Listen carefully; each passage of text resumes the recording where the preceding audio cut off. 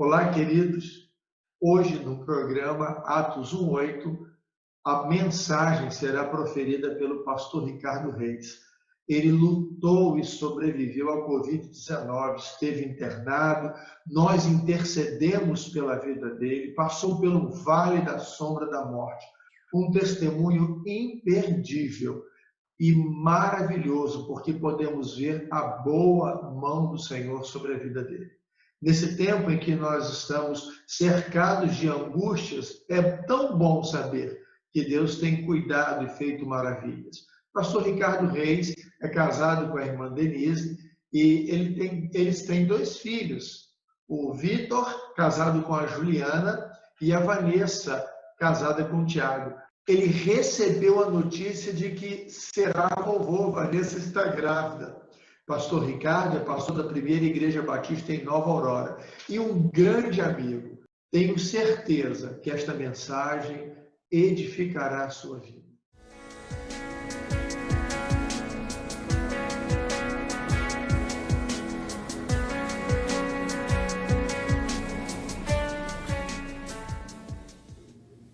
Olá, irmãos, amigos, em especial a Igreja Memorial em São Fidélis, meu amigo, pastor Denis. Eu me sinto honrado em estar tendo o privilégio de estar gravando esse vídeo para os irmãos.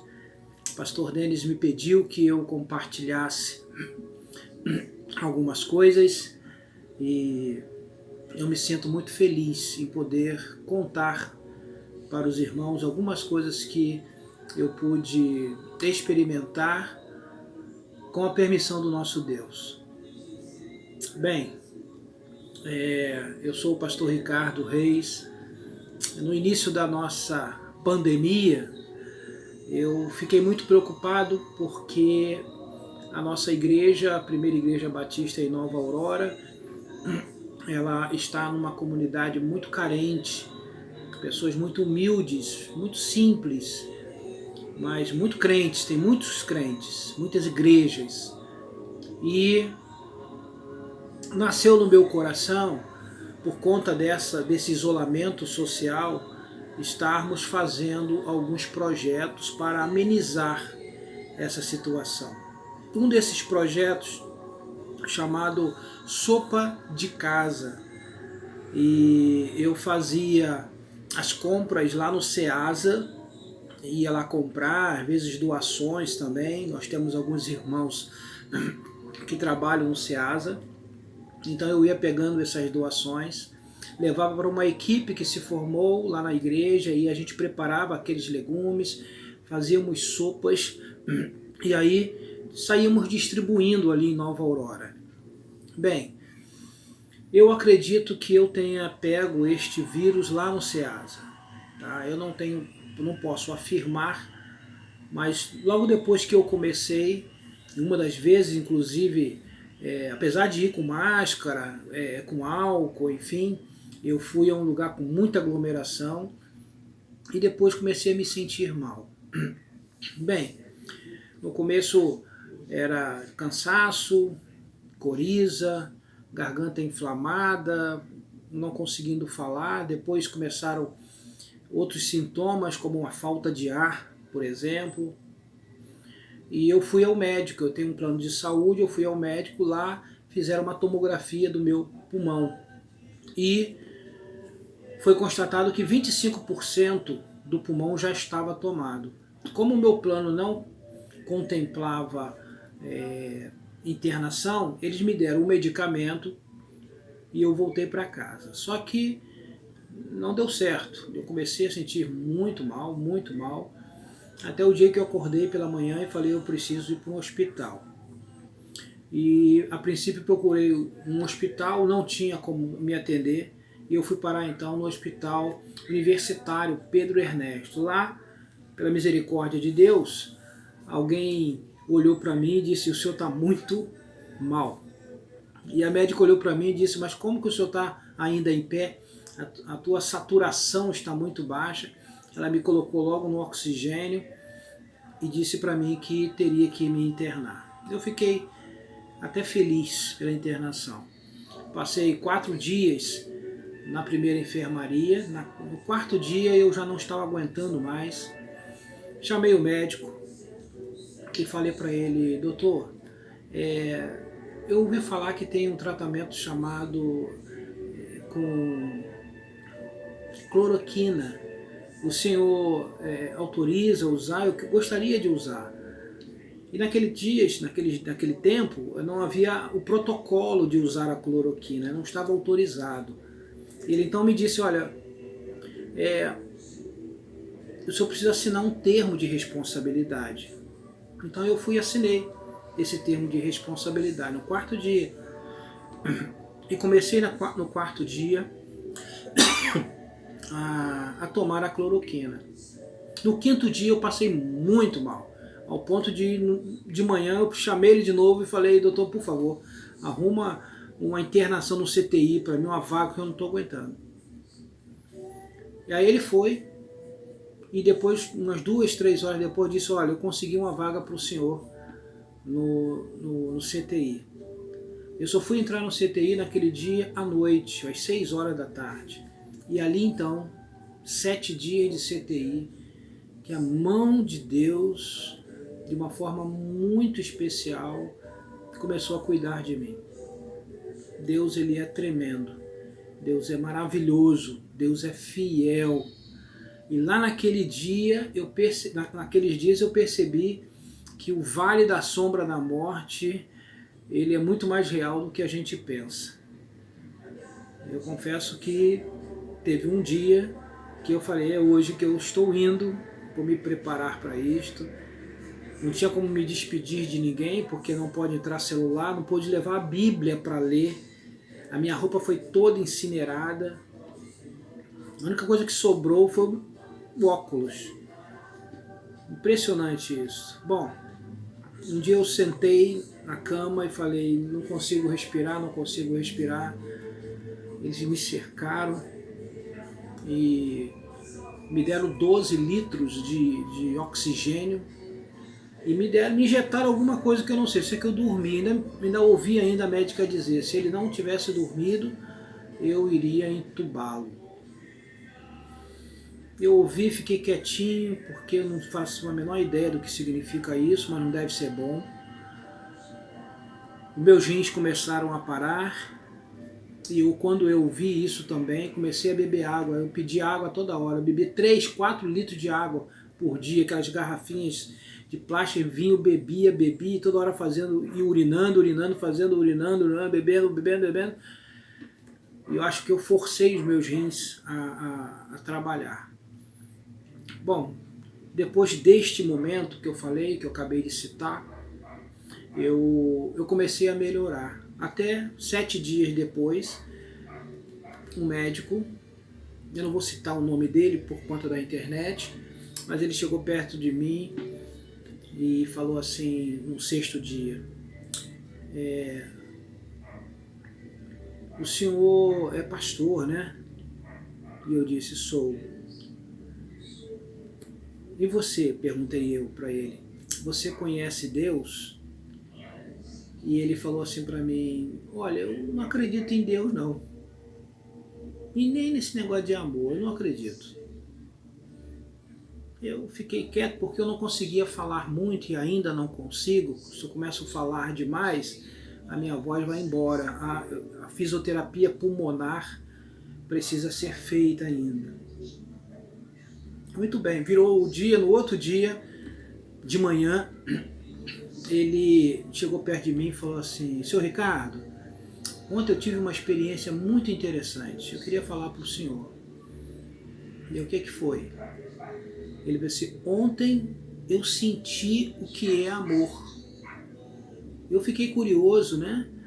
E incentivei ele a falar. Ele falou que ele chegou em casa depois do plantão, né? Ele chegou em casa à noite e a filhinha dele de 2 anos chegou perto dele, deu um abraço nele, abraçou, apertado o pescoço dele, e ele disse que naquele momento ele lembrou da conversa que ele tinha tido comigo sobre o amor. E ele então falou assim: se aquilo é amor, eu senti amor. É claro que ainda falta muita coisa para ele conhecer o Deus do amor, mas orar por ele. Por que eu estou contando essa história desse médico? Porque foi ele quem me deu alta no dia seguinte. Ele fez uma festa, foi uma festa no CTI, um lugar muito triste, em que eu via quase todos os dias um saindo num saco preto, muito complicado. E só em pensar eu fico emocionado de ver, de cumprimentar alguém de manhã e à noite aquela pessoa está saindo num saco preto. E isso é muito, muito estranho. É o vale da sombra da morte. E eu não podia ler a Bíblia, não tinha celular, e é o que eu fazia, e nem poder falar, o que eu fazia era ficar recitando. Ficava recitando os textos bíblicos que eu lembrava. Eu não sou muito bom de memória, mas eu ficava recitando, enchendo a minha mente com a palavra de Deus para poder me manter saudável emocionalmente e principalmente espiritualmente.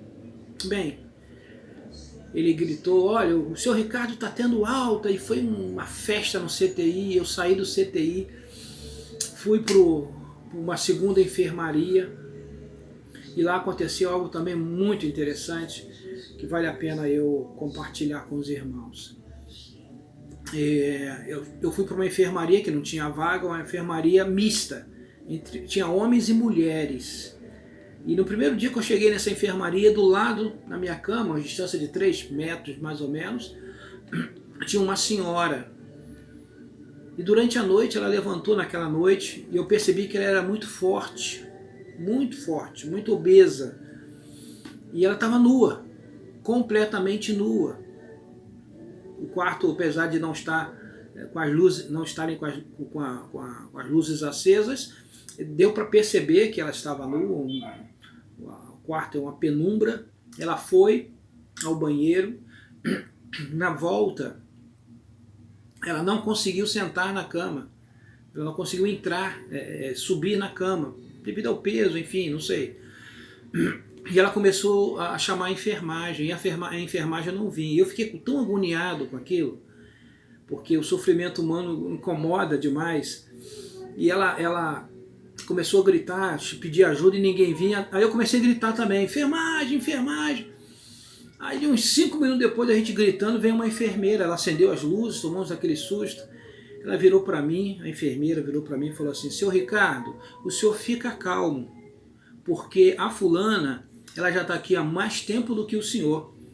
E ela faz isso toda noite. E eu achei aquilo estranho, porque, imagina, uma enfermaria mista, homens, mulheres, e ninguém se preocupava com o que aquela senhora estava sentindo. Bom, e aquela senhora conseguiu uma roupa maior para ela, e conseguiu sentar na cama e tal. E ela veio me agradecer e falou, puxa vida, as pessoas não tratam bem as outras, eu sou uma pessoa evangélica. E eu achei aquilo interessante, né? E eu falei, poxa, eu também sou evangélico. E nós começamos a conversar. Irmãos, aquela mulher, ela orava na enfermaria alto durante a noite. O ambiente se enchia da presença de Deus, eu sentia isto. E eu comecei a orar com ela, eu não podia falar muito, mas eu comecei a orar com ela, levantava as mãos e começava a orar, a chorar, clamar a Deus misericórdia, não só por nós, mas por aqueles que estavam naquela enfermaria. E Deus ouviu a nossa oração, porque ela teve alta no dia seguinte, e eu tive 2 dias depois alta, e eu fui muito abençoado. E o falar demais cansa a minha voz, mas uma das coisas um dos versículos que mais falou o meu coração, eu queria deixar com você, que me ouve, foi a experiência de Jó. Jó tinha tudo e ao mesmo tempo, após uma pandemia, uma situação, perdeu tudo. Mas o que me encanta na vida de Jó, que a gente sabe que ele não era um homem sem pecados, mas o que me encanta na vida de Jó foi o que ele disse em Jó 19, versículo 25. depois de tantas acusações, de tantas perdas, ele vira assim: porque eu sei que o meu Redentor vive e por fim se levantará sobre a terra. Jó tinha algumas certezas muito interessantes. Primeiro, que ele sabia que o Deus dele estava vivo. Não era um Deus morto, não era um Deus distante, não era um Deus escondido, não era um Deus carente de alguma coisa para poder agir. Pelo contrário, ele tinha certeza que Deus estava vivo. Além de saber que Deus estava vivo, ele sabia que ele era o seu Redentor. Que coisa, ele vai redimir, ele vai curar, ele vai livrar. De alguma forma, ele não sabia como nem quando, mas ele tinha esta certeza. E ele tinha também a certeza de que no momento certo, este Deus iria agir. Por fim, ele vai se levantar, ele vai agir. Isso me encanta, porque passar por uma coisa difícil é difícil, muito difícil. Eu tive com um amigo esses dias que foi conversar comigo e ele falou assim: Ricardo, quando eu soube que você estava doente, eu falei para Deus, ele nem crente é, ele falou para Deus: Ricardo, eu falei para Deus, como pode Deus? O Ricardo, mas o Ricardo é tão gente boa, ele é pastor, ele ajuda tanta gente, se fosse eu até entenderia. Uma semana depois ele pegou o Covid. E aí ele falou para mim que Deus falou para ele assim: eu não tenho filhos prediletos. Eu ajo e faço conforme eu quero e continuo controlando todas as coisas. Interessante isso, irmãos. Bom, eu quero agradecer mais uma vez a oportunidade de estar aqui com vocês. Muito obrigado. Que Deus conserve, abençoe a vida desta querida igreja, que algumas vezes já estive aí para pregar. Eu tenho certeza que eu sou o resultado das orações de vocês. Muito obrigado. Que Deus abençoe a vida do pastor Denis, da Lilian, das crianças, casal e família pastoral querida demais, amigos. Deus abençoe vocês, abençoe a igreja, o ministério desta igreja. A certeza de que Deus continua vivo, eficaz, agindo, intervindo na vida da história, da igreja, do mundo. Deus é Deus, Ele vai continuar, Ele está vivo. Ele está vivo, é o nosso Redentor. E na hora certa, não na nossa, mas na hora certa, Ele vai agir. Que Deus a todos abençoe, conceda um restante de pandemia, na certeza de que o nosso Redentor está vivo. Deus a todos abençoe.